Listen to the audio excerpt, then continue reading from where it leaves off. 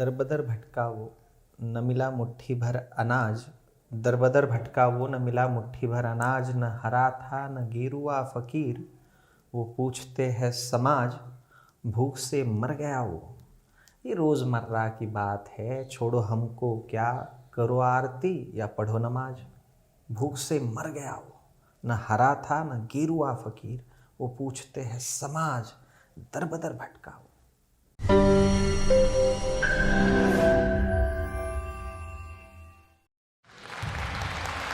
कविता जगणारी माणसं या कार्यक्रमामध्ये परत एकदा आपल्या सर्वांचं मनपूर्वक हार्दिक स्वागत. आजच्या या नवीन कार्यक्रमामध्ये आज आपल्याला प्रमुख पाहुणे म्हणून लाभलेले आहेत श्री अभिषेक कामिनी वसंतराव अवचर सर. सर मूळचे मालेगाव, वाशिम, अकोला म्हणजेच विदर्भातील आहेत आणि ते पुणे येथे वास्तव्यास आहेत. सरांविषयी थोडक्यात आपल्याला परिचय देतो. India Tibet friendship society student and youth या संघटनेचे सर नॅशनल प्रेसिडेंट आहेत. इंटरनॅशनल शॉर्ट फिल्म फेस्टिवलचे ते डायरेक्टर आहेत. ह्युमन राईट्स फार्मर असोसिएशनचे ते ट्रस्टी देखील आहेत. आझाद तिरंगा हे हिंदी कवितेचे पुस्तक सरांचे प्रकाशित झालेले आहे. याचबरोबरीने Vande Mataram humanity firstly and lastly हा हिंदी ऑडिओ बुकसुद्धा सरांचा प्रसारित झालेला आहे. खयाल हे हिंदी आणि उर्दू पुस्तक देखील सरांचे आपल्या सर्वांसमोर आलेले आहे. आजही तुझ्यासाठी हा मराठी कविता संग्रह सरांचा सुरुवातीलाच प्रकाशित झालेला आहे. तर असे हे आपले आजचे प्रमुख पाहुणे अभिषेक सर. सर मनपूर्वक स्वागत आपल्या या कार्यक्रमामध्ये. थँक्यू. तर आता सुरुवातीलाच मला तुम्हाला विचारायला आवडेल की हिंदी आणि उर्दू खयाल आणि त्या पद्धतीची शायरी याकडे तुम्ही कसे वळालात? एक हमारा शेर था कि जिनसे नफ़रतें करते हैं लोग, जिनसे जिनसे नफ़रत करते हैं लोग, आओ उनसे मोहब्बत करें. हाँ. तो लोगों ने ये हो जाता है ना कि मैं मराठी हूँ तो मैं सिर्फ मराठी से मोहब्बत करूँगा. तो ये स्वार्थ की भावना है, परमार्थ की भावना नहीं है. अध्यात्म सिर्फ धर्म के अंदर कैद नहीं हो सकता है. आपको अपनी सीमाएं लांघनी पड़ेगी वैश्विक होने के लिए. ग्रेट. तो ये कहाँ से आता है? वो आता है कि जिस भारत ने उर्दू को पैदा किया, उसी एक तमीज़ को, उसी एक तहज़ीब को, उसी एक भाषा को हमने इतनी नफ़रत की क्योंकि बाजू वाले मुल्क ने उसको अपनाया या स्वीकार किया. आज की दिक्कत ये है कि वहाँ पर भी उर्दू ना के बराबर बोली जा रही है और जिस मुल्क ने उर्दू को पैदा किया वहाँ पर भी उर्दू को उस हिसाब से तवज्जो नहीं दी जा रही है. महात्मा गांधी जी को हिंदुस्तानी लैंग्वेज हो, हिंदुस्तानी भाषा हो, हिंदुस्तानी तहज़ीब हो, इसके लिए वो बड़े आग्रही थे. तो हम तो सब होशियार लोग हैं, हमने कहा नहीं भाई हिंदी हो. तो हिंदुस्तानी भाषा जो है वो जैसे ही हम बोलते हैं हिंदुस्तानी भाषा तो उसमें थोड़ा उर्दू भी आता है, थोड़ा अलग अलग तहज़ीब और अलग अलग संस्कृति भी आती है. तो नफ़रत नहीं कर सकते. आज हम देखते हैं कि महाराष्ट्र में मराठी बोलने वाले लोग जब एक मराठी भाषा से मोहब्बत यानी हिंदी से नफ़रत या उर्दू से नफ़रत ये नहीं है. बराबर. ये सोच जो है वो आपको तोड़ते चली जाती है और आप टूटते चले जाते हो. हमारी सोच मोहब्बतों से भरी हुई सोच होनी चाहिए. तो हमें लगा कि जिनसे लोग नफ़रत कर रहे हैं पढ़ के तो देखते हैं इसमें क्या है. तो हमने उर्दू पढ़ना शुरू किया, हमने हिंदी की रचनाएं पढ़ना शुरू की. तो ऐसा लगा यार ये तो मोहब्बत भरी ज़ुबानें हैं, तो हम इतनी नफ़रत क्यों कर रहे हैं. तो साजिशें होती है, साजिशों के पीछे राजनीति होती है. तो उसको समझना है, मुस्कुराना है, आंखें खुली रखना है, दिमाग खुला रखना है, दिल खुला रखना है. जो अच्छा है उसका स्वीकार करना है, जो बुरा लगे उसको छोड़ देना है. बराबर. तो हमने कहा कि जिनसे नफ़रत कर रहे हैं चलो उनसे मुलाकात करके देखते हैं. तो उर्दू से लोग नफरत करने लगे थे, हमने सोचा चलो भाषा से मुलाकात की जाए. खूप छान सर. अगदी सविस्तर मांडणी तुम्ही केली. उर्दू भाषा आणि हिंदी भाषा ही तुम्हाला का शिकावीशी वाटली, आणि तुमचा जो कविता संग्रह जो तुम्ही सुरुवातीलाच प्रकाशित केलेला आहे, आजही तुझ्यासाठी, याविषयी थोडक्यात ऐकायला आवडेल.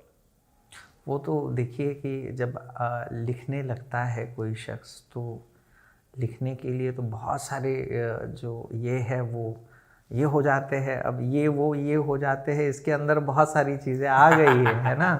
तो कभी कभार हमने बहुत साफ बात जब हम करते हैं, जेव्हा खूप सरळ आणि स्पष्ट आपण बोलायला लागतो, तर ते त्यामधला तो गाभा आपण विसरतो. त्याच्यामुळे काही गोष्टी अलगद सोडून दिलेल्या बऱ्या असतात. जसं आपण त्या पाण्यामध्ये एक हाताने बनवलेली नाव जी आहे, एक होडी जी आहे ती सोडतो. आपल्याला माहीत असतं ती डुबणार आहे, पण तरी पण त्याचा आपण आनंद घेतो. आणि जर ती डुबली नाही तर आपण त्याच्यावर वरून पाणी टाकतो की अरे, म्हणजे आपण ज्या होडीवर एवढं प्रेम करतो त्या होडीवर कधी कधी पाणीही सोडावं लागतं. खरंय. आणि त्या भावनेतूनच आलेला कविता संग्रह म्हणजे आजही तुझ्यासाठी, असं म्हणायचं. भावना म्हणजे नेमकं मला असं वाटतं की आपण खूपच रेस्ट्रिक्ट केलं आहे. माझा तो शेर आहे की जिस्म के सतह पर है इश्क बस, जिस्म के सतह पर है इश्क बस, यार दिल से रूह तक इश्क पहुंचता कहाँ है. आपण सौंदर्यशास्त्र जे मांडलंय ते अतिशय संकुचित वृत्तीने सौंदर्यशास्त्र मांडलंय. आपल्याला डोळे, एखाद्याचं चेहरा, एखाद्याचं ठेवण आपल्याला अतिउत्कृष्ट वाटायला लागते. ठराविक ठेवण, ठराविक चेहरा, ठराविक रंग. मग आपले डोळे जे आहेत, जो है ना कि आंखें आपकी गुलाम हो गई, आपको पता नहीं. आंखें अपनी गुलाम हो गई, आपको पता नहीं. कान भी गुलाम हो गए. तुमने मुझे आँखों से सुना है और कानों से देखा है. अच्छी बात होती अगर आप रूबरू होते. तो किस्से सिर्फ मोहब्बत के जिस्मानी नहीं होते, किस्से मोहब्बत के सिर्फ मुलाकात से पैदा नहीं होते. वो एक एहसास है, उसको जिंदा रखना है. तो आजही तुझ्यासाठी या पुस्तकामध्ये सुद्धा ते एहसास जिवंत ठेवण्याची प्रक्रिया अशा मार्गाने तो गेलेला आहे आणि तो खयालपर्यंत तो प्रवाह आहे. अगदी खयालविषयी सुद्धा ऐकायला आवडेल, कारण खयाल सुद्धा तुम्ही आत्ता लिहिलेलं हिंदी आणि उर्दू पुस्तक आहे, तर त्याविषयी थोडक्यात सांगा. कि ऐसा है ना कि उसमें लिखा था हमने कि ज़रा दर्द को, ज़रा इश्क को, जिंदा मौत को लिखा है. ज़रा आहिस्ता खोलना किताब, अंदर दिल रखा है. तर एखाद्या लेखकाच्या भावना आपण अतिशय अलगदपणे त्या पुस्तकात ठेवलेल्या असतात. मग पुस्तकं सगळीच चांगली का? तर नाही. आपला असा गोड गैरसमज आहे वाचकांचा की पुस्तकं सगळीच चांगली असतात आणि पुस्तकं म्हणजे तलवार किंवा बंदुकीला ऑप्शन म्हणून आपण पुस्तकांकडे बघतो. अशी कितीतरी पुस्तकं आहेत ज्याच्यामुळे लोकांनी बंदुकी तलवारी उचलल्या आहेत. अशी कितीतरी पुस्तकं आहेत ज्याच्यामुळे भेदाभेद वाढला आहे, ज्याच्यामध्ये आर्थिक दरी वाढली आहे, ज्याच्यामध्ये जातीय दरी वाढली आहे, ज्या पुस्तकांमुळे धार्मिक दरी वाढली आहे. त्याच्यामुळे पुस्तकांवर मी प्रेम करतो प्रचंड नाही. कोणत्या पुस्तकावर तुम्ही प्रचंड प्रेम करता? ज्याच्यामध्ये भावना आहेत, ज्याच्यामध्ये तुमच्या अस्तित्वाचा विचार केला आहे, मानवीय अस्तित्वाचा विचार केलेला आहे. कोणत्याही प्रेमावर, म्हणजे आपण म्हणतो ना की प्रेम हे डोळसपणे करावं, तसं पुस्तकांकडे पण बघताना डोळसपणे बघावं. बरोबर. पुस्तक ही अतिशय उत्कृष्ट जमीन आहे. क्या बात. पण त्या जमिनीमध्ये आपण नेमकं पेरलंय काय? खरं. मग कोणी गांजा पेरेल, कोणी त्याच्यामध्ये गहू घेईल, तर गांजा आणि गहू एकत्रच उचलायचं नसतो. बरोबर. त्याच्यामुळे पुस्तकांशी नक्कीच सगळ्यांनी प्रेम करावं, पण डोळसपणे करावं. अगदी खूप छान. मग तुमचा आत्ताच्या करंट अफेअर्स आपण जे म्हणतो, कारण तुम्ही आता बऱ्यापैकी आता करंट अफेअर असा शब्द आल्यानंतर करंट आणि अफेअर असं ते दोन तो शब्दांसोबत सध्या लेखकाला शब्दांसोबत रोमॅन्स करावा लागतो. बरोबर. शब्दांसोबत त्या भावनेसोबत ज्यावेळेस आपण प्रामाणिक राहतो त्यावेळेस मला असं वाटतं की उत्कृष्ट कला निर्मिती होते. ज्याचा त्या शब्दांच्या सोबतचा रोमॅन्स अतिशय उत्कृष्ट असेल, उसकी मोहब्बत की कहानी बहुत खूबसूरत होती है, फिर उससे जो आने वाली निर्मिती है वो भी उतनी ही खूबसूरत होती है. इसीलिए जिस्मानी सतह से निकलकर रूह के तल तक जाना होगा. उसके लिए कोई भी धर्म या कोई भी जाति आपको पकड़ के रूह के तल पर नहीं लेकर जा सकती है. गौतम बुद्ध बनने के लिए, महावीर बनने के लिए, कबीर बनने के लिए, यशु बनने के लिए या भगवान शिव बनने के लिए आपको मज़हब की ज़रूरत नहीं है.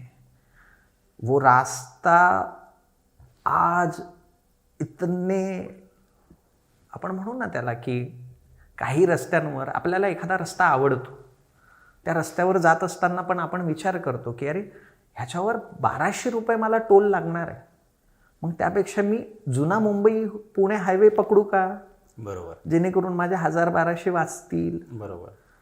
तसंच धर्मांचं झालं आहे की धर्माचा रस्ता चांगला आहे, पण त्यावर लागलेले जे टोल नाके आहेत ना ते इतके कट्टर आहेत. वा.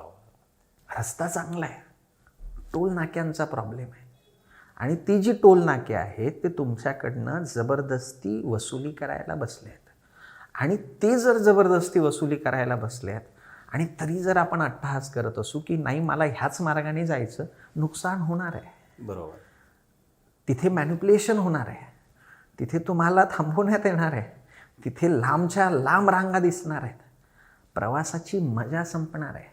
त्याच्यामुळं आजच्या काळामध्ये नवमार्ग जोपर्यंत आपण तयार करत नाही, स्वतःचा नवमार्ग, स्वतःसाठीचा नवमार्ग, तोपर्यंत मला असं वाटतं की आपण त्या आत्म्यापर्यंत जाऊ शकत नाही. कारण टोल नाके हे ठेकेदारांचे आहेत, ठेकेदार हे राजकारण्यांचे आहेत.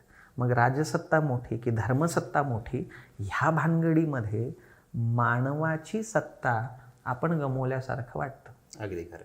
आणि ह्या सगळ्या वातावरणामध्ये मग परत आपण जातो सायन्सकडे आणि मग म्हणतो की ही सगळीच्या सगळी माकडं आहेत, आणि आपण जर माकडांपासून उत्पत्ती होत आहे तर आपण नेमकं परत जातोय कुठे. आपल्याला जर येणाऱ्या काळाशी, विश्वाशी जर कॉम्पीट करायचं असेल तर सगळ्यात महत्त्वाचं आहे की तुमच्यातला माकड आधी मेला पाहिजेत. वा. माकडांसारख्या कम्युनिटी बनून, कोणालाही रस्त्यात थांबवून, कोणाच्याही पॉकेटामध्ये हात टाकून, कोणाच्याही हातातलं खाद्य ओढून आपण आपली संस्कृती टिकवू शकत नाही. हा ठाम विश्वास मला माझ्यापुरता निर्माण झालेला आहे. लोकांनी हा माझ्या विश्वासाला त्यांचा विश्वास बनवावा का, तर मुळीच नाही. त्यांनी त्यांचा विश्वास निर्माण करावा, शोधावा. आणि ही अपने आप को खोजने की ये जंग है. ये नहीं है कि किसी धर्म को पाने की, किसी जाति को पाने की, मोहब्बत को. पहले अपने आप को तो पाओ यार. सबसे दूर क्या है सर, मैं से मैं का सफ़र, मैं से मैं होना आसान नहीं, हम तो बहुत दूर की बात है सर, है ना. तो पहले मैं से मैं हो जाते हैं, फिर हम हो जाते हैं, और फिर वो जो हम सफ़र है, फिर आपको आपकी छाव भी हम सफ़र लगने लगती है. वाह, वाह. फिर आपको किसी की ज़रूरत नहीं होती है. तो उस सफ़र पर मुझे लगता है कि अपना अपना सफ़र है सर. अच्छा लगे तो चलिए, नहीं अच्छा लगे तो बैठकर भी तो सफ़र ख़त्म हो सकता है. बरोबर.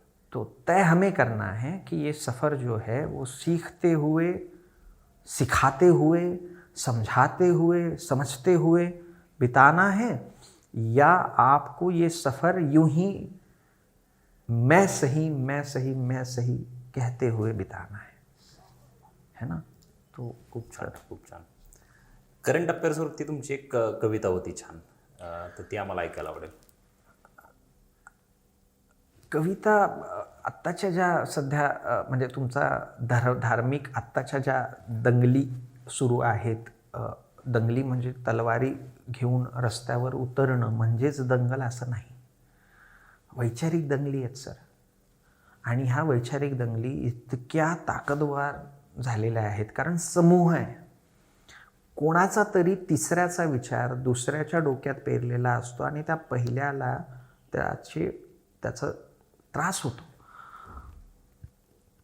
जर आपण आपल्या समाजात असलेला भारत म्हणजे काय, मला असं वाटतं भारतातली जोपर्यंत तुम्हाला मस्जिद, भारतातलं गुरुद्वारा, भारतातलं चर्च, भारतातला कोणताही एक नास्तिक स्थळ, भारतातलं सगळ्या व्यवस्था ह्या, अगदी केरळचं मंदिर पण आणि पश्चिम बंगालची मस्जिद पण, जोपर्यंत आपल्याला एक वाटणार नाही तोपर्यंत हा भारत देश मला माझा वाटणार नाही. बरोबर.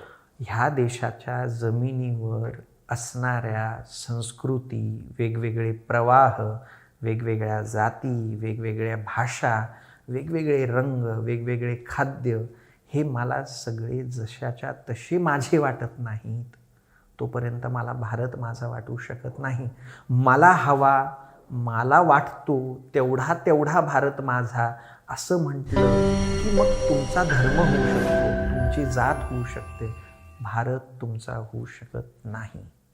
भारताचा इतिहास हा या सगळ्या संस्कृतींचा इतिहास आहे.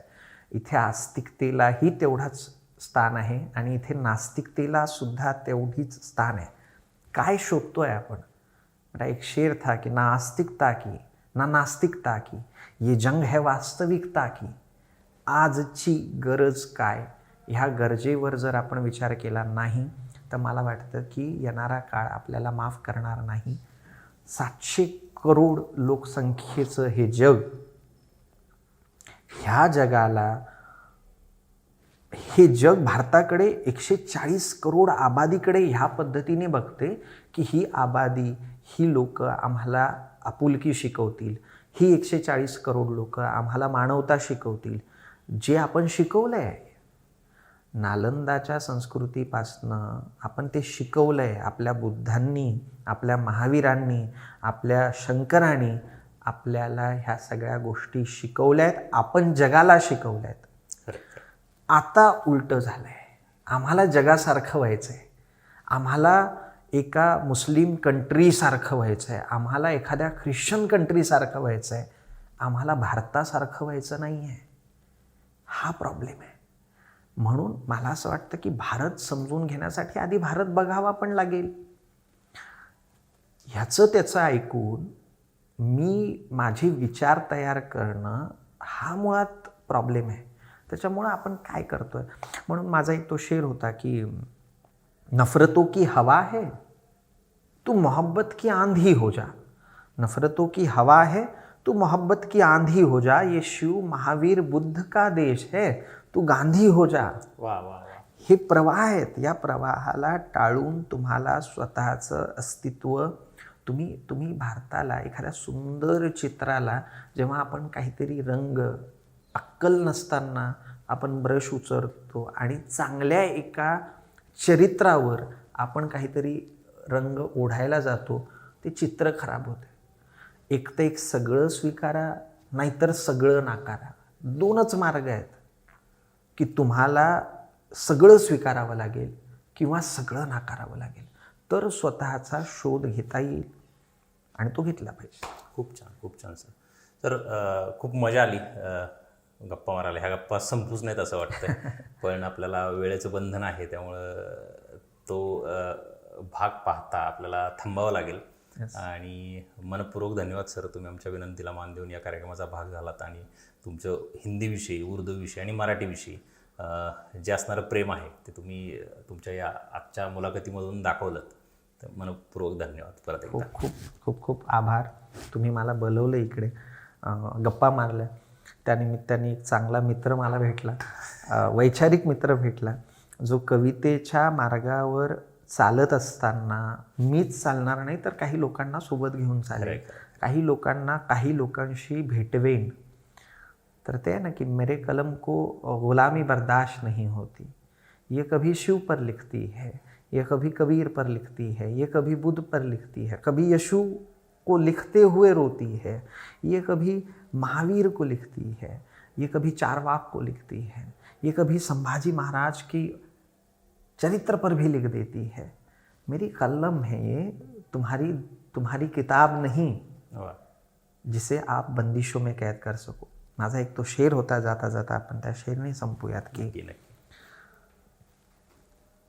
आरती अल्लाह के लिए, आरती अल्लाह के लिए और अजान भगवान को अदा करो. वाह वाह वाह. आरती अल्लाह के लिए और अजान भगवान को अदा करो. तुम दिमागी हो चुके हो यार, मजहब दिल में पैदा करो. वाह वाह वाह. मजहब दिल में पैदा करो. अप्रतिम. शुक्रिया. कविता जगणारी माणसं ह्या चॅनलला तुम्ही सगळ्यांनी सबस्क्राईब करावं, बघावं, विचारांना ऐकावं आणि आमचे मित्र डॉक्टर स्वप्नील ह्यांच्या सोबत जुडणारी जी काही माणसं आहेत, नवीन नवीन माणसं आहेत, या सगळ्या लोकांना तुम्ही भेटावं. वो है ना कि बात तेरी मेरी है आकर बात तो कर, बात बिगड़ी है ठीक है एक मुलाकात तो कर. वाह वाह. तो हे भेटीसाठी तुम्ही सबस्क्राईब करा.